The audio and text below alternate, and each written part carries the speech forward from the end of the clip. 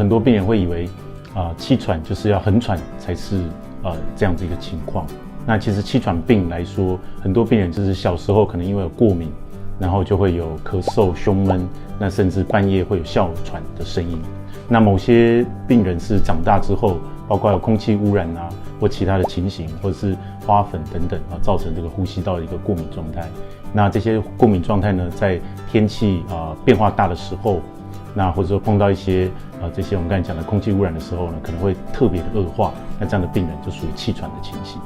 但是有少数的病人，就是用了吸入性类固醇，如果控制还不佳，那我们就是要所谓的严重型气喘。通常我们会确认几件事情，第一个就是你有没有遵从你的药物的使用，那另外就是使用吸入剂的方式正不正确。